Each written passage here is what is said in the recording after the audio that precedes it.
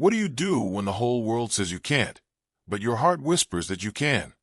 Every great dreamer, every fighter, every history maker once stood alone, surrounded by doubt. People laughed at them, rejected them, and called them crazy. But the truth is, greatness is born in those moments, when everyone doubts you, and you choose to believe in yourself anyway. Imagine a young athlete, practicing on an empty field long after the lights go out. The town calls him a fool, saying he's wasting his time. His friends drift away. His coach gives up. Even his family starts to worry. But he doesn't stop. Every missed shot becomes fuel. Every "you'll never make it" becomes fire. Alone in the dark, he runs, he sweats, he falls, he bleeds, but he rises. One day, the same people who doubted him fill the stadium. The crowd chants his name. They see only his victory. But what they don't see is the years of pain, the loneliness, the nights he almost quit. That's the lesson. When everyone doubts you, you must carry the weight of belief alone, until the day your results silence the noise. The stadium lights had gone dark hours ago, but the boy was still there. Riverdale High School's football field stretched into the cool American night, empty bleachers looming like silent judges. In the distance, the town was quiet, streetlights glowing orange, a gas station sign flickering, the occasional hum of a pickup truck crossing Main Street. But here, inside the chain-link fence, there was only the sound of a single ball echoing against the turf. His name was Malik Johnson, 17 years old, tall but not the biggest on his team, fast but not the fastest. What he had, though, was a weight no one else carried, the weight of everyone's doubt. Earlier that day, he'd overheard two classmates laughing at him in the cafeteria. "Malik still thinks he's going to make varsity next year," one said, loud enough for him to hear. "Yeah, right. Kid can't even make a clean catch under pressure," the other smirked. The laughter followed him out of the room like a shadow. That wasn't the first time. It had been years of it. Coaches who overlooked him, teammates who didn't pass him the ball, even family members who told him to be realistic about his future. "Not everyone makes it," his uncle once told him, shaking his head.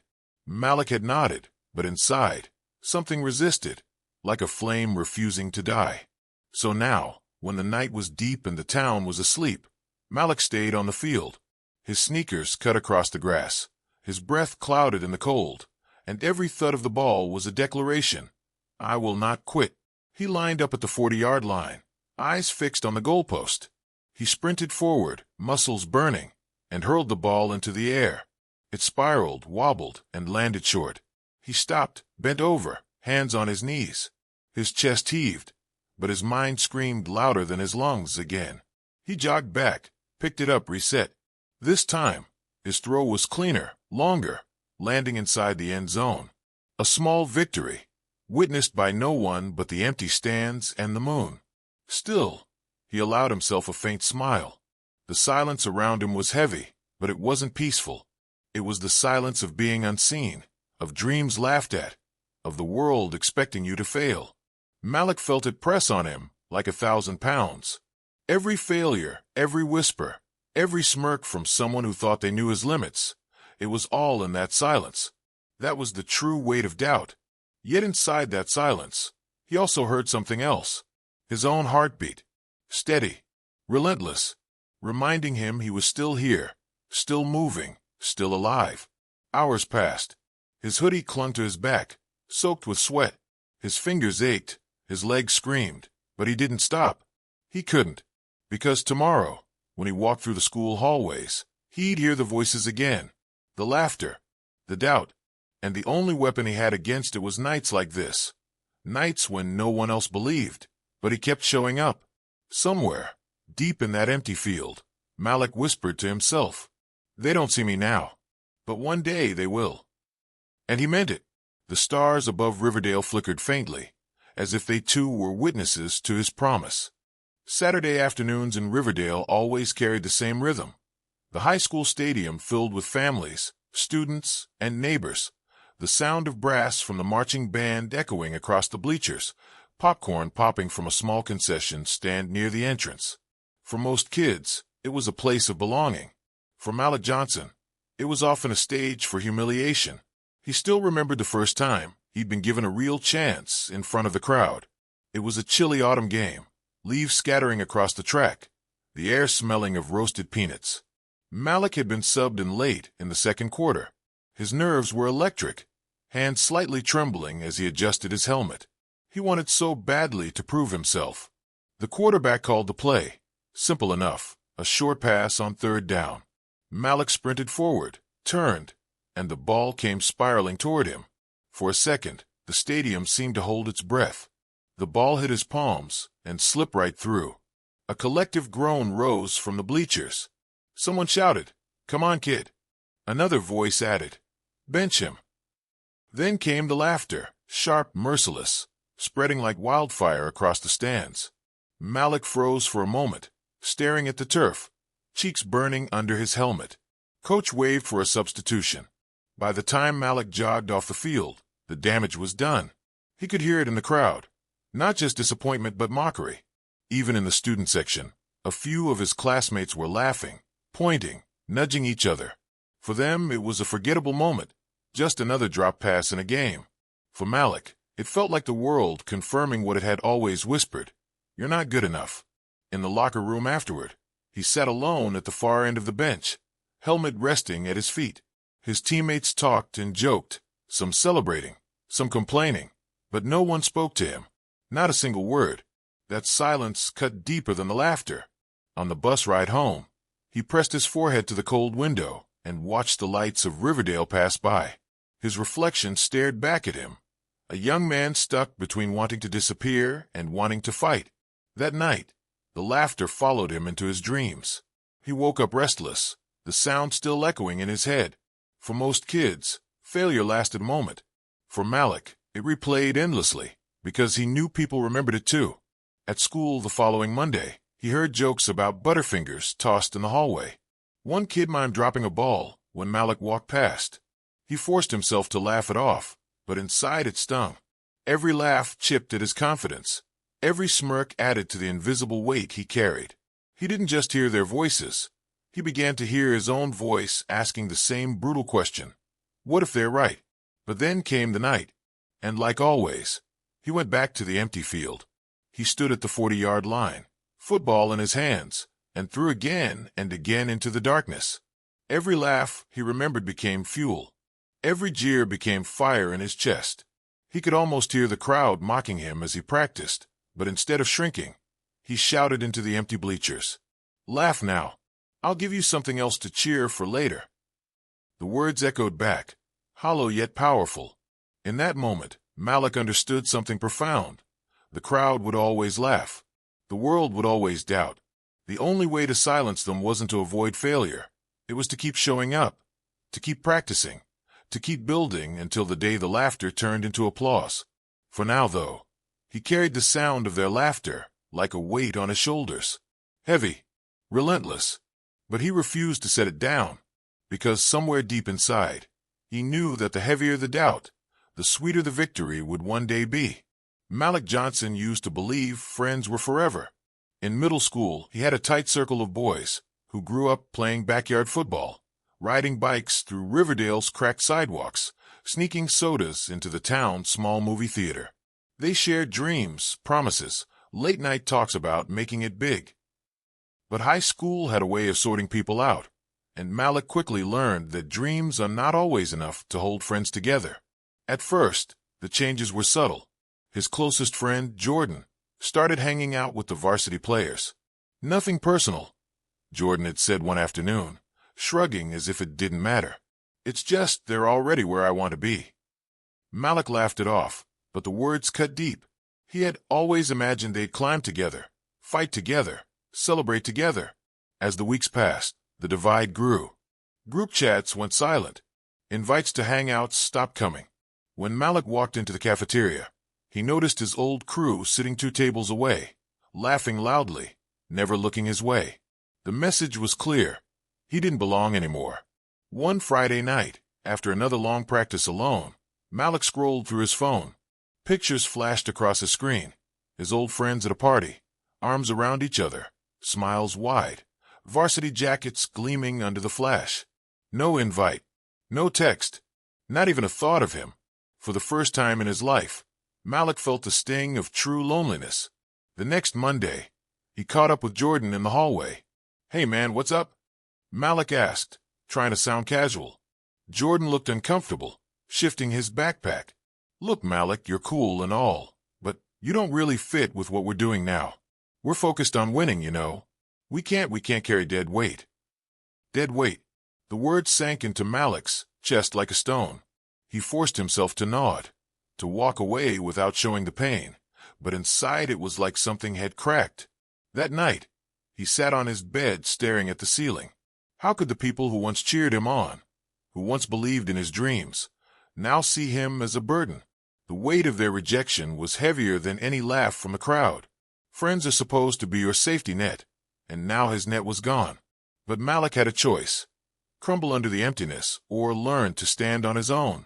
He grabbed his sneakers, slipped out the back door, and jogged toward the field. The night was colder than usual, his breath visible under the glow of the streetlights.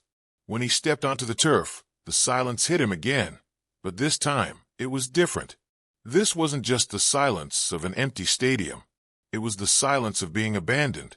He dropped the ball at the 50-yard line and stared into the shadows of the bleachers, imagining his old friends watching from the stands. He could almost hear them saying, "You'll never make it." He clenched his fists and whispered back, "Watch me." Every sprint, every throw, every stumble became a rebellion. He wasn't just training his body anymore. He was hardening his spirit. The pain of losing friends didn't vanish, it burned. But he turned that burn into fuel. He told himself that if he could survive their absence, he could survive anything. Weeks turned into months. Malik got used to sitting alone at lunch, to walking home without company, to spending weekends on the field instead of at parties. The loneliness was brutal, but in its harshness, he discovered something rare: independence. One night, after an exhausting workout, Malik sat on the bleachers, sweat dripping down his face. He looked out at the empty field and whispered, "I don't need anyone to believe in me.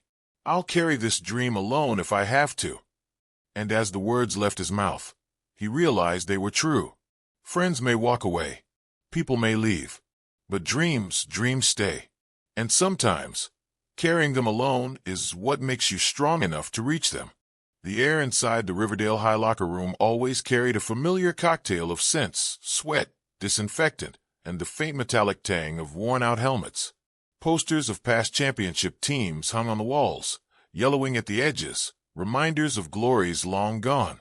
Malik often lingered in that space longer than most players, not because he enjoyed it, but because he longed for a word, just one, from the man who controlled his fate, Coach Reynolds. Coach Reynolds was a tall, broad-shouldered man in his 40s, with a graying beard and eyes that revealed little. He was respected in town, known for producing tough players, even if Riverdale's win record had slipped over the years. To Malik, he was more than just a coach. He was the gatekeeper. If Coach believed in him, if Coach gave him a chance, maybe the laughter, the doubt, the abandonment would finally make sense. Maybe it would all be worth it. But Coach rarely said his name. During practice, Malik sprinted harder than anyone. He caught passes until his fingers were raw. He stayed behind to gather cones and clean up the field, hoping Coach would notice the small sacrifices. But when lineup decisions were made, when encouragement was handed out, Coach's gaze seemed to pass right over him. "Good job, Tyler."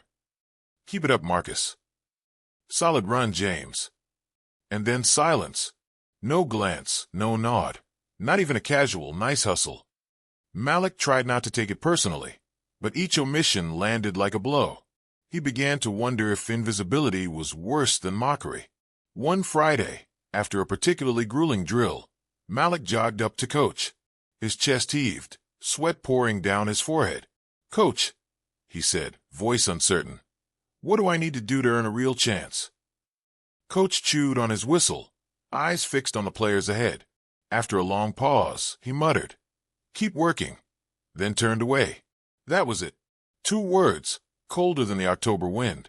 Malik stood there, stunned, the ache in his chest spreading deeper than fatigue. "Keep working" felt less like advice and more like dismissal, as if his efforts were acknowledged only enough to be brushed aside. That night, lying in bed, Malik replayed the moment again and again. Was Coach protecting him from disappointment? Did he truly not believe in him? Or was Malik simply invisible in his eyes? The silence was worse than any harsh critique. At least criticism meant someone saw you. Silence meant you didn't matter. Still, Malik couldn't stop himself. The next day, he returned to the field early. He practiced routes alone, his sneakers carving lines into the frosted grass. In his mind, Coach was always watching, even if in reality the man was probably at home with his family. Malik imagined that if he worked hard enough, if he pushed far enough, someday Coach would have no choice but to see him. During one scrimmage later that season, Malik ran a flawless pattern. The quarterback launched the ball, and Malik dove, catching it inches from the ground. He sprang up, adrenaline surging, and looked to the sideline, searching desperately for a flicker of recognition from Coach Reynolds. Nothing. Coach scribbled on his clipboard, blowing his whistle for the next play. Malik's heart sank. That catch had cost him scraped elbows, bruised knees, and 100 hours of invisible practice. Yet to Coach, it was just another play. At school, whispers followed him. Coach doesn't even know his name. Some teammates joked. It stung because it felt true. Malik lived for validation that never came. His silence was crushing, but it was also shaping Malik in ways neither of them realized. For in that void of encouragement, Malik learned something vital: how to create his own. Every night he returned to the field, telling himself what Coach never said. You're improving. You're stronger. You're faster. You're closer. He became his own motivator, his own believer. Still, a part of him longed for that day when Coach Reynolds would finally break the silence. He dreamed of hearing his name shouted across the field, of seeing the pride in his coach's eyes. Until then, he carried the silence like a shadow, heavy, cold, and constant. And yet, deep inside, Malik whispered to himself as he left practice one evening, "One day, Coach will have no choice but to say my name." In Riverdale, the Johnson household sat on the edge of town, a modest two-bedroom home with peeling white paint and a porch that creaked under the weight of years. Inside, the walls carried family photos. Malik at age 6 holding a toy football, Malik's mother in her nursing scrubs, Malik and his younger sister at a county fair. To anyone passing by, it looked like a normal, hard-working American family. But inside those walls, quiet worry often lingered. Malik's mother, Denise Johnson, carried it most heavily. She was a woman of resilience, a single parent who worked double shifts at the local hospital. Her hands often ached from long hours, her eyes heavy from lack of sleep, but she never let Malik or his sister see the full weight of her exhaustion. Still, when she came home late at night and found Malik sitting at the kitchen table, drenched in sweat after another solo practice, worry carved itself into her face. "Baby," she said softly one night, setting her bag down, "you've got schoolwork too. You can't spend every hour out there on that field." Malik looked up, his eyes tired but determined. "I have to, Mom. It's the only way anyone will ever see me." Denise's heart ached at his words. She wanted to tell him that he didn't need to prove himself to anyone, that his worth wasn't tied to a game or a crowd's applause. But she also knew what football meant to him. It wasn't just a sport. It was his escape, his dream, his way of carrying the Johnson name into places it had never been. His grandmother, who lived a few blocks away, voiced her concerns more directly. "That boy spends too much time chasing something that may never happen," she told Denise over Sunday dinner. "Dreams are fine, but dreams don't pay the bills." Malik overheard, his fork pausing midair. He didn't say a word, but the sting of his grandmother's doubt sank deep into his chest. Even his younger sister, Maya, though supportive, sometimes grew frustrated. "You're never around," she told him one evening as he laced up his sneakers. "You don't come to my school plays. You don't hang out anymore. It's like football is the only thing you care about." Malik wanted to explain, to tell her that everything he was doing was for their family, that his sacrifices were meant to build a better future for all of them. But the words stuck in his throat. Instead, he just hugged her quickly and left for the field. At family gatherings, relatives often asked Malik what his backup plan was. What about college? What about a job? What if football doesn't work out? Their questions were laced with love, but also with doubt, and each one felt like a brick added to the weight he carried. He smiled politely, gave vague answers, and excused himself as soon as he could. Alone, he wrestled with their doubts as fiercely as he did with the laughter of his peers. But the quiet worry of his family cut differently. It wasn't cruel like the crowd's laughter, nor dismissive like his coach's silence. It was born from love, and that made it harder to fight against. He didn't want to disappoint them, didn't want them to see his dream as a waste. At the same time, he couldn't let it go. Late one night, after another grueling workout, Malik returned home and found his mother still awake, sitting at the kitchen table with a cup of coffee. She looked up at him, exhaustion in her eyes. "Malik," she said softly, "I just don't want you to get hurt chasing something that may never happen. You've got so much potential in other places." He sat down across from her, sweat dripping from his hair. "Mom," he whispered, "I know you're scared. I know you want me safe. But this is who I am. I don't know how to be anything else. And if I don't give this everything, I'll regret it for the rest of my life." Denise reached across the table and squeezed his hand. She didn't have the words to argue, but her silence spoke volumes. She wanted to believe in him, but the world had shown her too many broken dreams, too many people who gave everything and got nothing in return. Her quiet worry wasn't a lack of love. It was an overflow of it. Malik carried that with him, too. Every sprint, every catch, every night alone on the field, he felt the weight of his family's hopes and fears pressing on his shoulders. Their doubt wasn't meant to break him, but it threatened to all the same. Still, he whispered to himself under the glow of the stadium lights, "One day, I'll prove to them that this wasn't for nothing." And with that promise, he pushed through the silence of their worry, letting it fuel him instead of stop him. The Riverdale High football field had a different soul at night. In the daytime, it was noisy, coaches barking instructions, cleats pounding against the turf, whistles slicing through the air. But once the last player left, once the stadium lights clicked off and the parking lot emptied, the field transformed into something else. It became a place of ghosts, shadows, and unspoken promises. It became Malik Johnson's sanctuary. Most nights, when the town drifted into sleep, Malik slipped on his worn hoodie, laced up his sneakers, and jogged down the cracked sidewalk toward the stadium. The air was always cooler at night, carrying the scent of fresh-cut grass from the baseball diamond next door. He scaled the fence quietly, his breath misting under the pale glow of the street lamps. When his feet hit the turf, he always paused for a moment, staring out across the vast emptiness. It was silent, hauntingly silent, the kind of silence that reminded you how small you were, how alone you were. But for Malik, that silence wasn't an enemy, it was an invitation. Here, no one laughed when he dropped a pass. No coach scribbled notes on a clipboard. No friends walked away.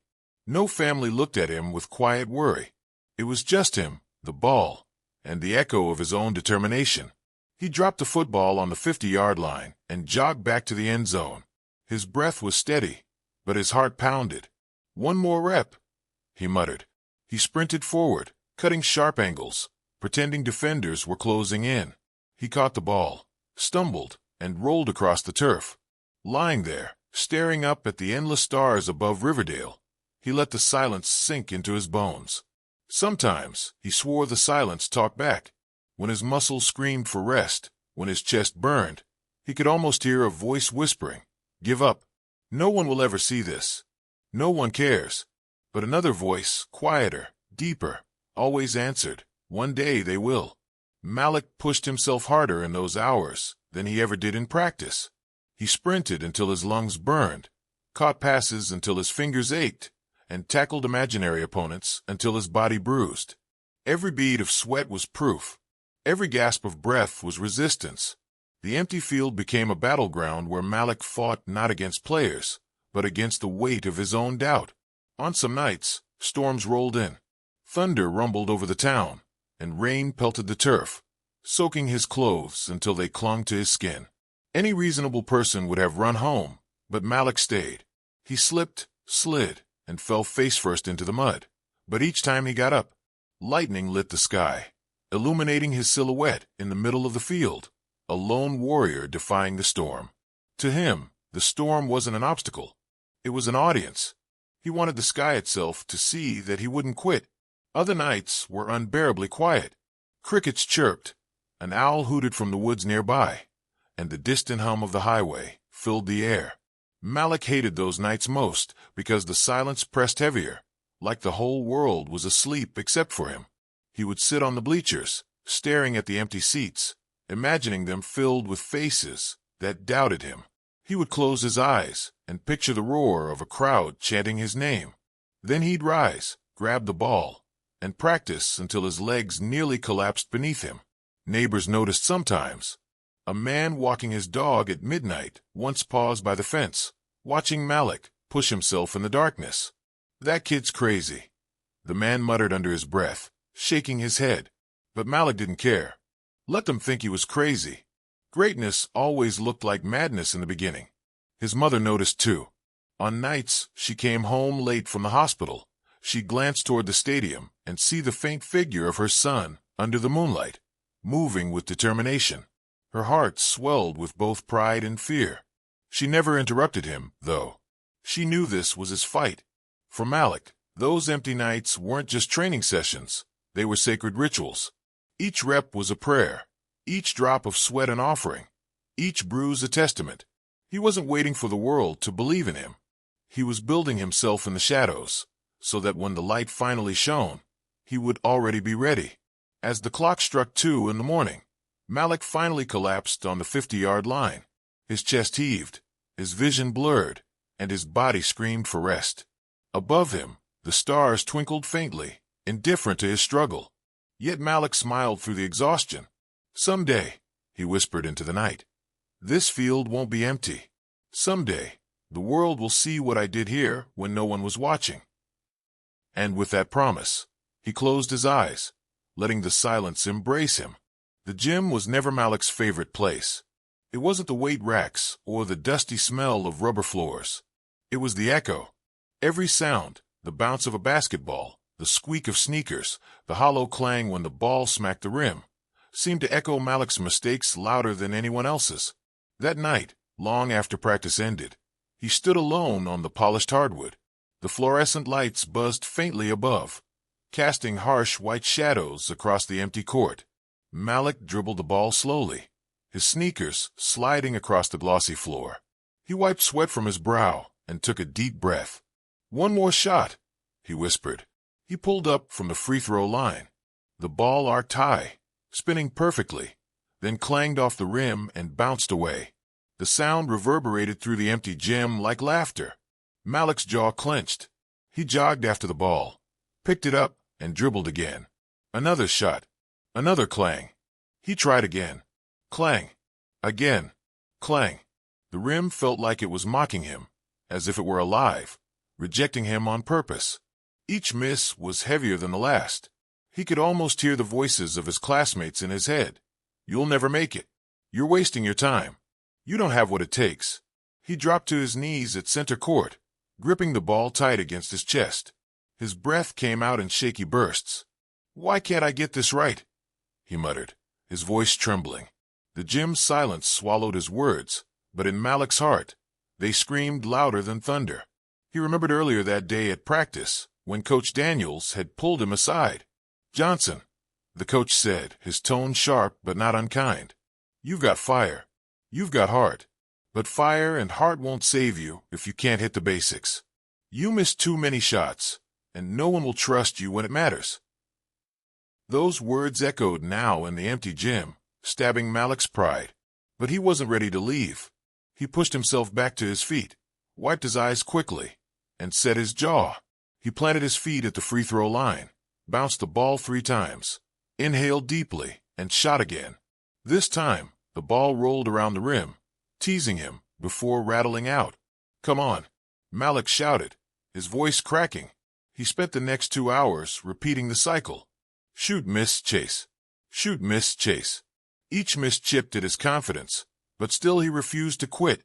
His arms grew heavy, his legs shook, and sweat drenched his hoodie until it clung to him like a second skin. By the time the wall clock read midnight, his muscles screamed in protest. Still, he stayed. Because for Malik, it wasn't just about hitting a shot. It was about proving to himself that failure couldn't break him. Every clang was a challenge. Every miss was an opportunity to rise again. At one point, Malik sat down at the base of the bleachers, staring at the rim. He closed his eyes and imagined the crowd, the noise, the pressure. He pictured himself at a championship game, the final seconds ticking away, the ball in his hands. He saw himself rise, release, and swish the ball through the net. When he opened his eyes, the empty gym looked different. The bleachers no longer seemed empty. The echoes no longer mocked him. They dared him. He stood again. "Let's try this again," he whispered. He set his feet, bounced the ball, shot. This time, the ball dropped cleanly through the net with a satisfying swish. The sound was so pure, so sharp, that it rang in his ears like music. Malik exhaled, a shaky smile spreading across his face. He shot again. Swish. Again. Swish. Not every shot landed, but more and more began to fall. The clangs didn't stop entirely, but the swishes started to drown them out. Malik realized then that greatness wasn't about perfection.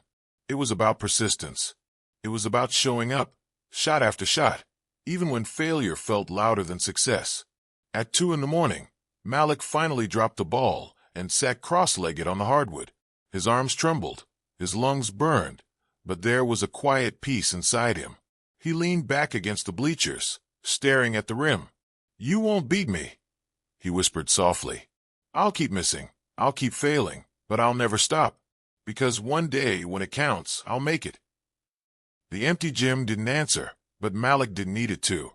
He had already found the answer in his own heart, and as he walked home under the cold glow of the streetlights, he carried that lesson with him. Failure wasn't the end. It was the path.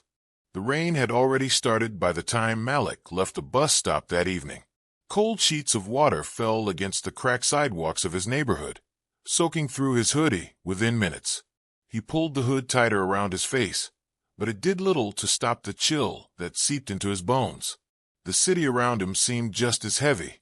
Streetlights flickered, cars hissed by on wet asphalt, and the world felt like it had turned its back on him. That day at school had been brutal. Malik had missed an easy shot during scrimmage, and the gym erupted in laughter. Not everyone laughed, but the sound of those who did was enough.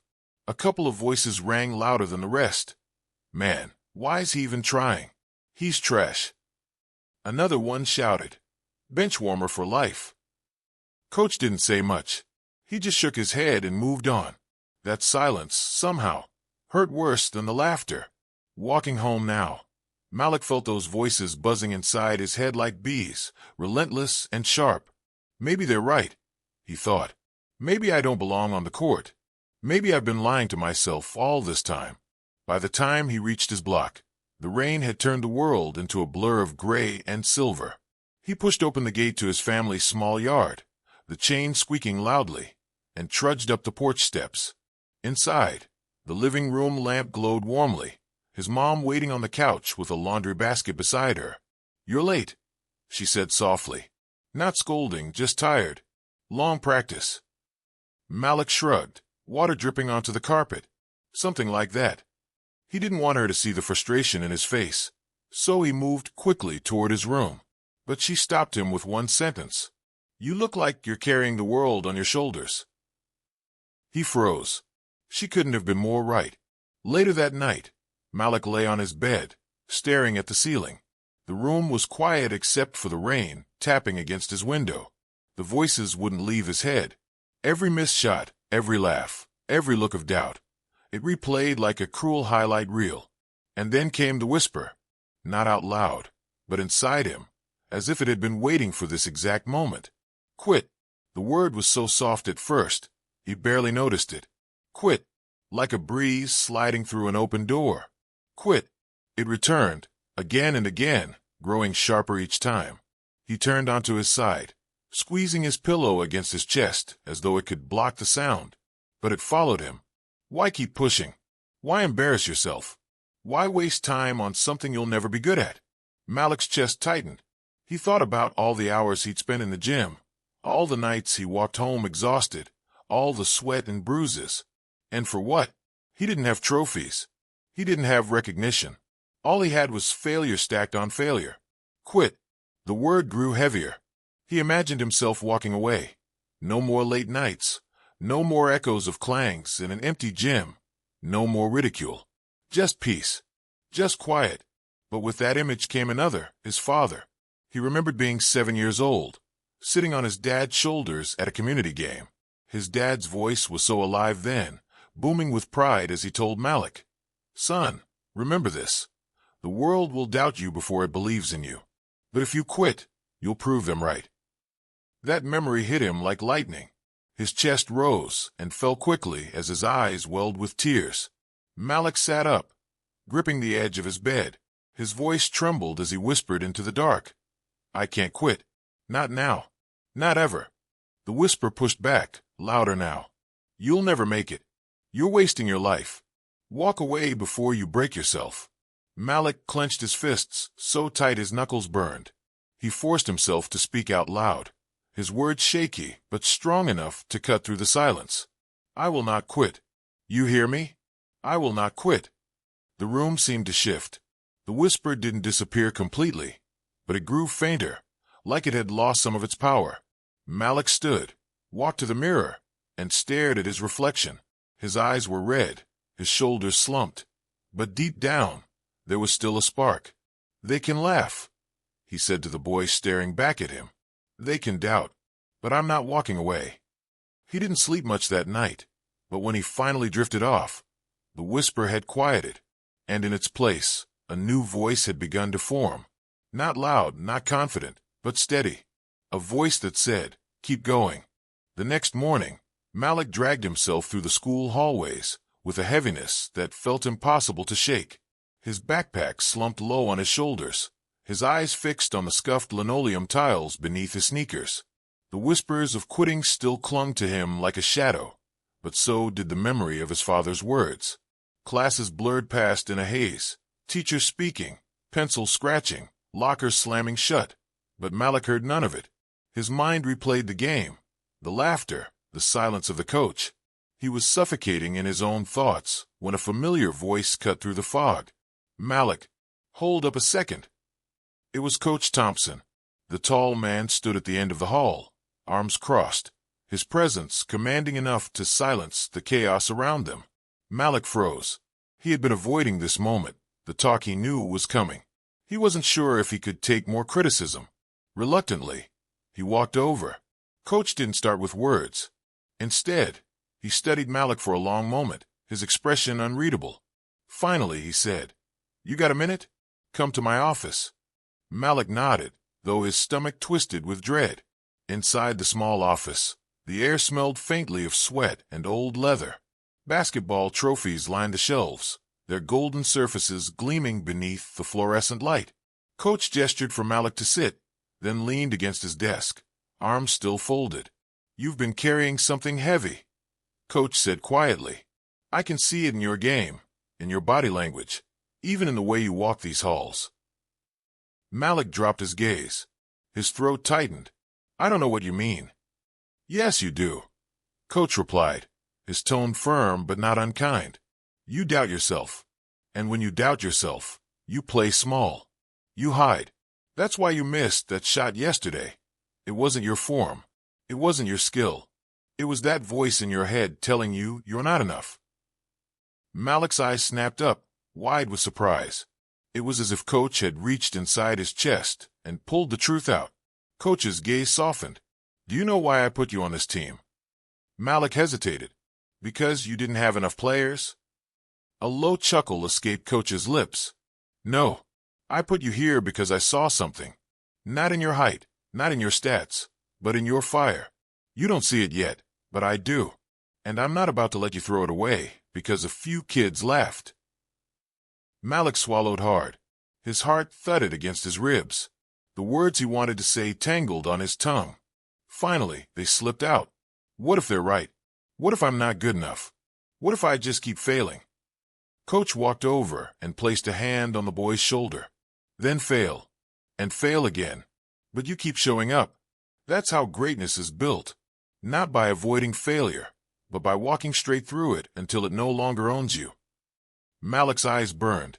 He blinked rapidly, trying to hold back tears. Coach continued, his voice deep and steady. Let me tell you something my old mentor told me. Doubt will always whisper in your ear, but so will destiny. The voice you choose to listen to will shape your life. The words struck Malik like thunder. They cut through the fog, slicing open something inside him that had been locked away. Coach leaned back slightly, his gaze unwavering. I can't fight that voice for you, but I can remind you. Every single time you step on that court, you belong there, even when you feel like you don't, especially when you feel like you don't. For the first time in days, Malik felt his chest expand with something other than fear. A small spark of hope flickered to life. I don't want to quit, Malik whispered. His voice shook, but his words carried weight. I almost did. Last night. But I can't. Coach nodded, his jaw tight, but his eyes proud. Good, because you're closer than you think. Don't you dare give up now. The office fell silent, filled only by the hum of the fluorescent light above them. Malik breathed deeply, feeling the truth of those words settle into him like roots sinking into soil. As he stood to leave, Coach added one last sentence that Malik would never forget. Remember this, son. When everyone doubts you, that's the universe daring you to believe in yourself louder than ever. Malik walked out of the office lighter than when he'd entered. The whispers of quitting hadn't disappeared, but they no longer held the same power. In their place was something new, something stronger. The mentor's voice, steady and unwavering, reminding him that he still had a fight left in him. That night, when Malik returned to the empty gym, the ball felt different in his hands. Not lighter, not heavier, just alive. Every dribble echoed with purpose. Every shot was a conversation, not with the crowd, not with his teammates, but with himself. And for the first time in a long while, he believed he could answer back. The rain hammered down on the cracked sidewalks of Westbridge, washing the streets in a silver blur. It was late, close to midnight, and Malik found himself standing under the flickering street lamp outside his house, soaked to the bone, clutching his basketball against his chest, as if it were the only thing tethering him to the earth. The storm outside mirrored the storm raging inside him. All week, the pressure had been building. Every glance from his classmates, every joke about his missed shots, every side eye from teammates who thought he was the weak link. It all stacked on his shoulders until it felt unbearable. Even his father's quiet encouragement and Coach Thompson's steady words could only carry him so far. Tonight, it all came crashing down. Earlier that evening, the team had lost another game. Malik had been given the ball in the final seconds. He had a chance, just one clean shot that could have tied it. The crowd had leaned forward, the gym tense with silence, all eyes locked on him. But the ball slipped from his fingers, rolling clumsily off the rim. The buzzer sounded, and the other team erupted in celebration. The shame was instant, searing. His teammates avoided his eyes as they shook hands with the winners. Coach didn't say a word, not in the locker room, not on the ride back. That silence was louder than any rebuke. Now, standing in the rain, Malik felt hollow. He whispered to himself, maybe they're right. Maybe I'll never be enough. The words tasted bitter, yet they poured out, unstoppable. I train every night. I sacrifice everything. And still I choke. His voice cracked, breaking into the storm. What's the point if no one believes in me, if even I don't? The ball slipped from his arms and bounced on the wet pavement, rolling into a puddle. Malik sank down onto the curb, his hands clutching his head. The tears mixed with the rain until he couldn't tell where one ended and the other began. This was the breaking point. Images flooded his mind, the smirks, the laughter, the crushing silence in the gym. He remembered how even his closest friends had started to drift away, choosing easier company than his constant battles with self-doubt. He thought about his father's tired eyes, his mother's whispered prayers, the sacrifices they made so he could chase this dream. And the guilt of letting them down hurt more than any loss. Why me, he muttered. His voice was swallowed by thunder. Why did God give me this dream if I'm just going to fail over and over again? For a long moment, there was nothing but rain, the empty streets, and his ragged breaths. He felt like giving up, Not just basketball, but everything. School, dreams, the fight to prove himself. What was the point of carrying a dream that only brought pain? But then, somewhere in the chaos of his thoughts, came a memory. Coach's words. When everyone doubts you, that's the universe daring you to believe in yourself louder than ever. It echoed in his chest, faint but persistent. He could almost hear his father's voice layered on top of it. The people who doubt you don't define you. Your response does. Malik squeezed his eyes shut, his hands curled into fists. He wanted to scream, to push back against the storm, against every voice that had told him he couldn't. And as the thunder rolled above, he finally did. "I'm not done yet," he shouted into the night. His voice cracked, raw, but carried further than he expected. It startled him, like the words belonged to someone braver, stronger. The release broke something open inside him. The tears didn't stop, but they felt different. Less like defeat, more like release. Malik stood, water streaming down his face and arms, and retrieved the ball from the puddle. It was heavy with rain, its grip slick, but he held it anyway. Walking back to the house, his steps were slow but deliberate. He knew he was at his lowest point, but that also meant he had nothing left to lose. Something inside him whispered that if he could survive this moment, the crushing weight of failure, the loneliness, the storm, he could survive anything.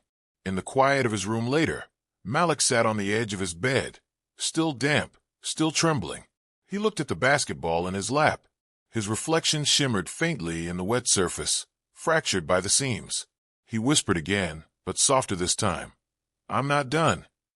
And for the first time, he believed it. The breaking point hadn't destroyed him. It had stripped him down, burned away everything fragile and false, until only the core remained. And that core, the small, stubborn ember of belief, was enough to start again. The next morning, Malik woke up to silence. No thunder, no rain, just the faint hum of the fridge in the kitchen and the muted shuffle of his father's boots as he left early for work. His body ached, not just from the game but from the weight of last night's collapse. The storm outside was gone, but the storm inside hadn't yet cleared. He stared at the basketball on his desk. Its leather was still damp from the night before, and a dry trail of mud marked one of the seams. He should have felt disgusted, ashamed, but instead, something in him stirred, like a faint spark in the ashes. That voice, the one that broke through the storm, kept replaying in his mind. "I'm not done yet." It hadn't been just a cry in the rain. It was a declaration, raw and desperate, and now it echoed like a challenge. Malik rose slowly, dragging his sore legs to the window. Outside, the sun had broken through, casting light over the cracked pavement of Westbridge. For the first time in weeks, he didn't see the streets as a reminder of everything broken. He saw them as proof that beauty could shine through cracks, that fire could rise even from ruin. By mid-afternoon, he was back at the school gym. The doors creaked when he pushed them open. The place was empty, just the faint smell of old sweat, polished wood, and echoes of games long gone. He bounced the ball once. The sound reverberated through the cavernous space, hollow yet steady, like a heartbeat. This wasn't about impressing teammates, not about silencing the kids who mocked him in the hallways, not even about proving Coach Thompson right or wrong. This was about proving to himself that he could rise, even with doubt gnawing at his bones. He set the ball at the free throw line. His first shot clanged hard off the rim. Then the next. Then the next. The sting of failure whispered again, "You'll never get it." But instead of collapsing, Malik inhaled deeply and shut his eyes. He pictured the crowd, the silence before the shot, the weight of expectation, and then he heard his own voice in the storm again. "I'm not done yet." He exhaled and shot. Swish. The sound sliced through the gym like thunder. Shot after shot. He found his rhythm. He missed plenty, but each miss fueled him instead of breaking him. Sweat soaked his shirt. His lungs burned. His arms felt like lead. But the more he pushed, the brighter that spark inside him grew. By the time the janitor flicked the lights to signal closing, Malik had taken nearly 500 shots. His legs trembled so badly he could barely stand. But he walked out with a strange calm, a quiet fire smoldering in his chest. That fire followed him home. At dinner, His father noticed the exhaustion in his eyes and the blister forming on his palm. "Rough day?" he asked. Malik paused, then shook his head. "No," he said quietly. "Good day." His father nodded slowly, not pressing. But Malik caught the faint smile tugging at the corners of his father's mouth. The days turned into weeks. Malik turned the gym into his sanctuary. Before dawn, he was there. After class, he was there. When the others hung out at the diner, he was sweating under the fluorescent lights, chasing a standard no one else could see. The whispers didn't stop. His classmates still laughed. Teammates still doubted. But their voices began to fade, drowned out by the sound of the ball hitting the hardwood, by the rhythm of his breath, by the mantra pounding in his head. "I'm not done yet." It wasn't just basketball anymore. Something was changing in him. At school, he sat taller, answered questions with confidence. At home, he volunteered to help his mother with chores without being asked. Even in small interactions with neighbors, with strangers, his voice carried a weight it hadn't before. One night, after an especially grueling workout, Malik collapsed on the gym floor, chest heaving, arms limp. He stared at the rafters high above, where banners of past victories hung, dusty and forgotten. For the first time, he could see himself there. Not because others would put him there, but because he would carve his name into history through sheer will. The fire inside him was no longer a flicker. It was a rising blaze. Coach Thompson noticed it too. After practice one afternoon, when the other players had already left, Coach lingered by the door, watching Malik stay behind to keep shooting. Finally, he walked over. "You're different lately," Coach said, his tone half curious, half proud. Malik caught the rebound and held the ball in his hands, sweat dripping from his brow. He didn't look at Coach, just stared at the rim. "I had to break before I could rebuild," he said quietly. Coach's eyes softened. "That's how champions are made." For the first time, Malik didn't flinch at the word. He let it settle in his chest like fuel. That night, as he walked home under a sky scattered with stars, Malik realized something. The doubts hadn't disappeared. They still lingered, still whispered. But now they weren't chains. They were sparks, feeding the fire. He was still the same boy who missed a shot. Still the same kid doubted by everyone around him. But he was no longer crushed by it. He was rising through it, fueled by it. And for the first time in his life, Malik didn't just believe he could overcome the doubt. He knew he would. The fire inside him was unstoppable now. The morning air in Westbridge was crisp, carrying the faint scent of dew and gasoline from the passing school buses. Malik walked toward the gym with his hood pulled up, earbuds in, but no music playing. He didn't need noise anymore. The rhythm of his breath, the bounce of the ball against the hardwood, had become its own soundtrack. This morning, however, felt different. The team was already gathered when Malik arrived. Their laughter echoed off the walls, but the moment he stepped inside, the room shifted. Conversation slowed. Eyes darted toward him. Some smirked, some rolled their eyes. But for the first time, a few lingered, not with mockery, but curiosity. Coach Thompson barked orders, and the players lined up for warm-ups. Malik jogged to his spot, heart pounding not from nerves but from anticipation. His body felt alive, coiled like a spring. Every drop of sweat from the last few weeks had led to this moment. The first drill was shooting under pressure. Each player had 10 shots. Malik's turn came, and a hush fell, as if the gym itself was holding its breath. He dribbled once, twice, raised the ball, released. Swish. One after another, the ball cut through the net, with a clean whisper, no hesitation, no doubt. The rhythm was hypnotic. Rise, release, swish. By the 7th shot, murmurs rippled through the line of players. By the 9th, even the ones who mocked him the loudest had fallen silent. The 10th dropped perfectly. 10 for 10. For a moment, no one spoke. Then one of the seniors, Jamal, who had once called him bench warmer, let out a low whistle. Damn, Malik. It wasn't an apology, not yet, but it was recognition. A spark. Coach Thompson's eyes narrowed, but not in disapproval. There was something else there now, respect. He scribbled something on his clipboard, without looking up. Malik didn't care what it was. What mattered was the flicker he saw in his teammates' eyes, belief. The practice moved on, but the energy was different. When Malik passed, teammates caught it cleaner. When he called for the ball, they didn't hesitate as long. Small shifts, subtle but undeniable. At the end of practice, coach gathered them around. Saturday's scrimmage isn't just another drill. It's your chance to prove who belongs on this team. Play like it matters. His eyes landed on Malik for a fraction longer than the rest. Malik's chest tightened, not with fear, but with hunger. That evening, he returned to the empty gym. The lights buzzed overhead, casting long shadows on the court. He shot until his arms screamed, then dropped to the floor, sweat pooling beneath him.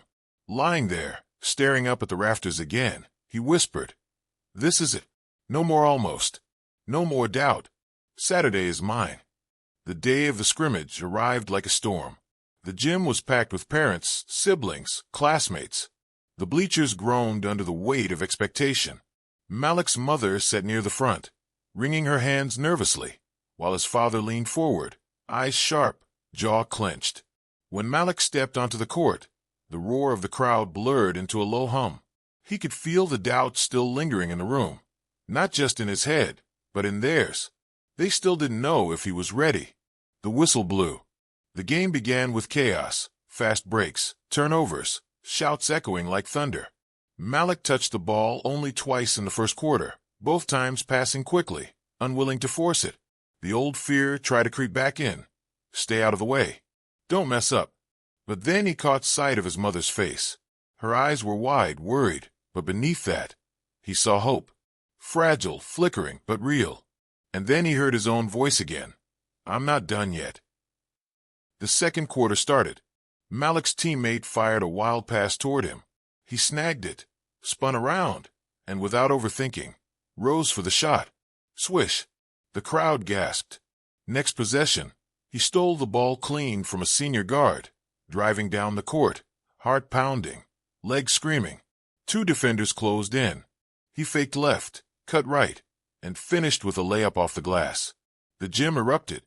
Something snapped inside Malik. Not doubt, not fear, but chains.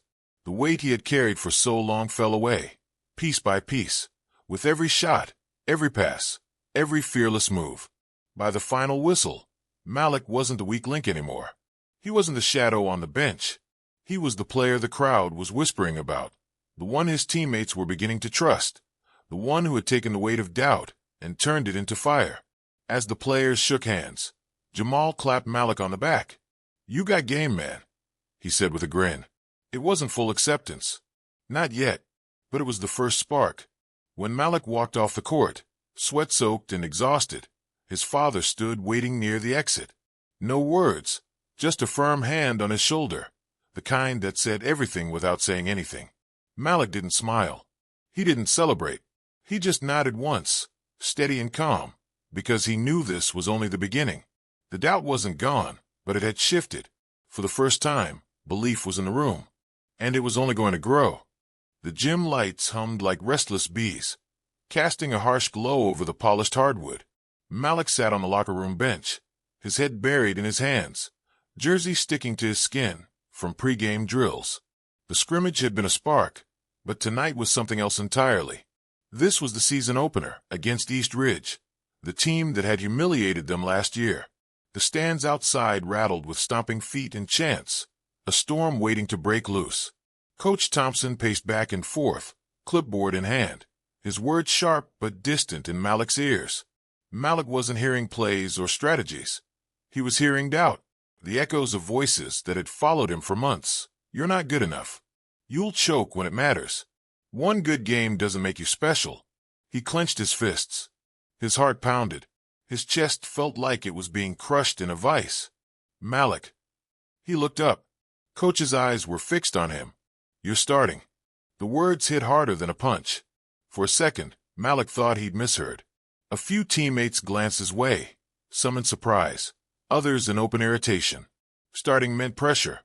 Starting meant expectation. Starting meant there was no hiding anymore. By the time he jogged out onto the court, the roar of the crowd hit him like a tidal wave. The bleachers were a blur of faces, classmates, parents, strangers, and somewhere in the chaos, he spotted his mom, clutching her purse like it was an anchor, and his dad, arms crossed, unreadable. The whistle blew. The first quarter was brutal. East Ridge played like wolves, fast and ruthless. Malik missed his first 2 shots. He slipped on defense once, letting his man drive past him for an easy score. The doubt returned instantly, sharp and merciless. He felt the weight of glares from the bench, the hiss of whispers in the crowd. By halftime, Westbridge was down by 12. The locker room was heavy with frustration. Jamal slammed his towel to the ground. Another senior cursed under his breath. Coach's voice was low and stern, but Malik hardly heard a word. He sat there, chest heaving, sweat dripping, mind spinning. They were right, he thought. I'm not built for this. I can't carry it.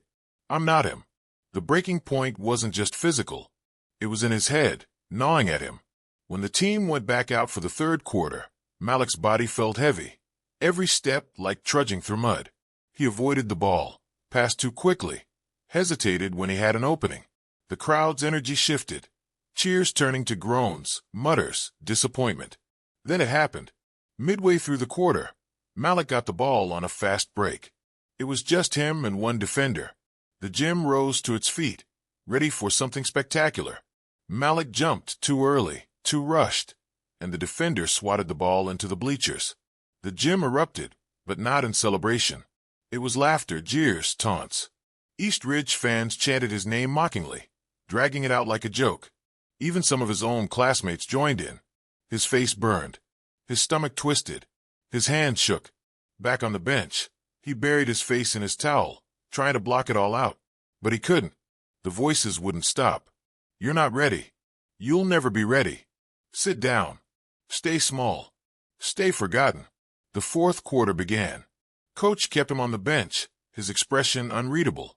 Malik sat there, heart breaking in slow motion, realizing how fragile that spark of belief really was. It could be crushed so easily, suffocated by a single mistake, a single moment of failure. But then, from across the court, he heard a voice. Malik.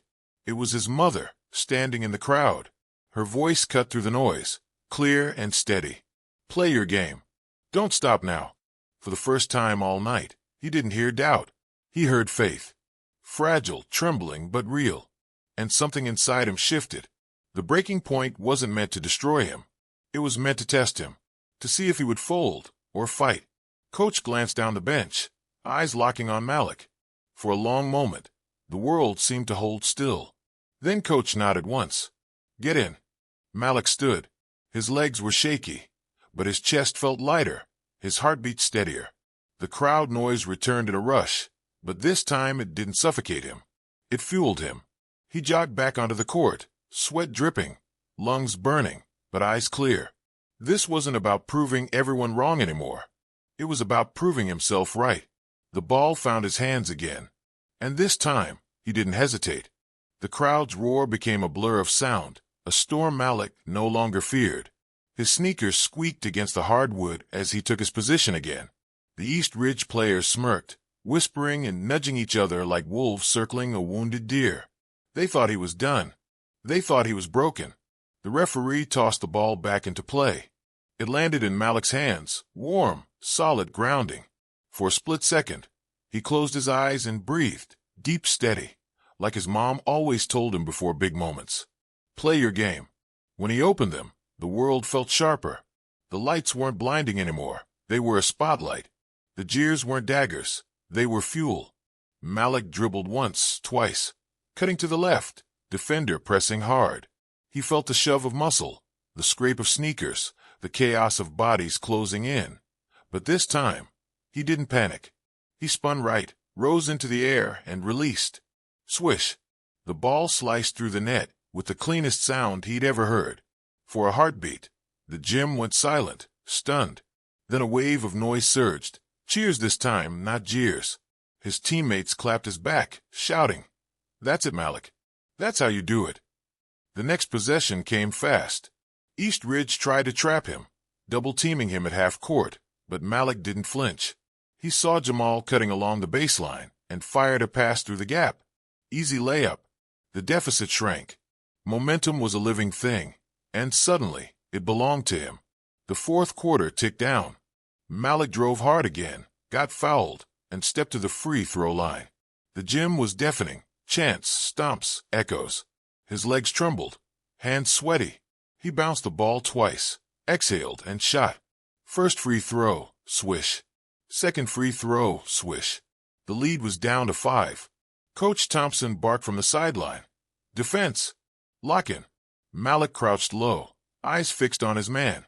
The ball swung wide. East Ridge tried to push inside, but Malik stole it clean, sprinting coast to coast. This time, no hesitation.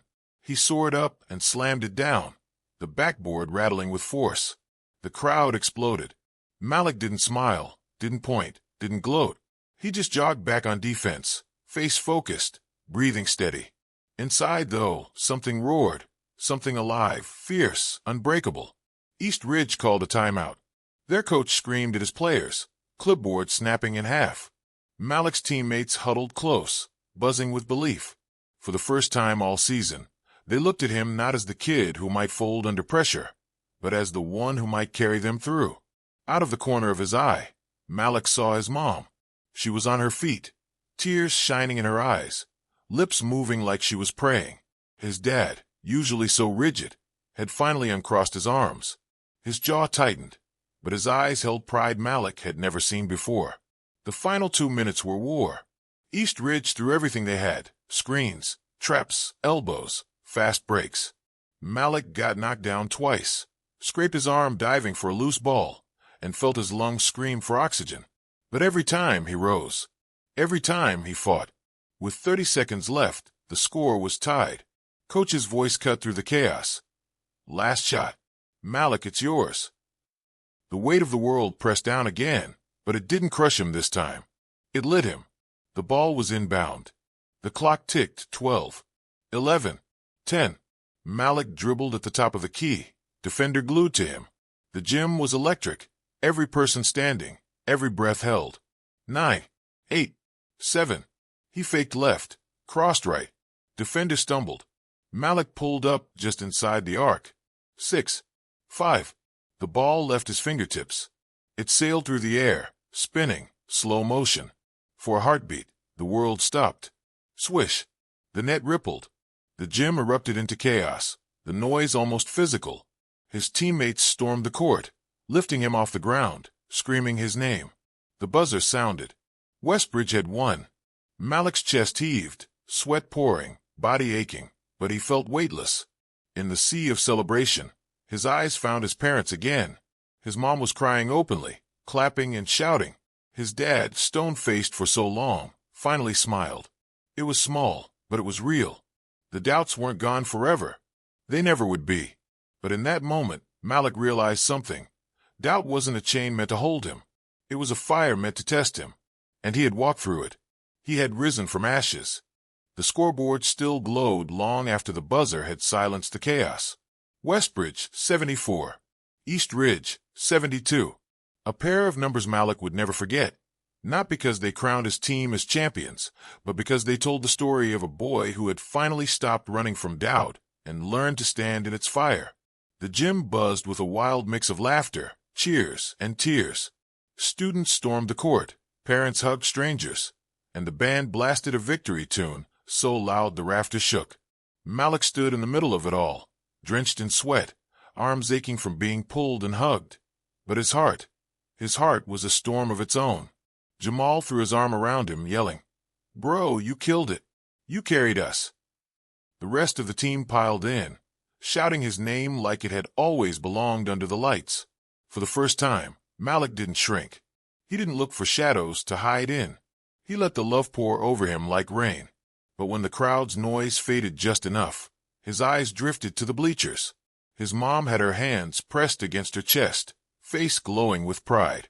His dad stood beside her, no words, just a nod, firm and steady. That nod carried years of silence, years of hard expectations, years of never hearing, "I'm proud of you." And now, without speaking, his father had finally said it. Malik's throat tightened. He blinked hard, but the tears still slipped free. Coach Thompson pulled him aside as the team continued celebrating.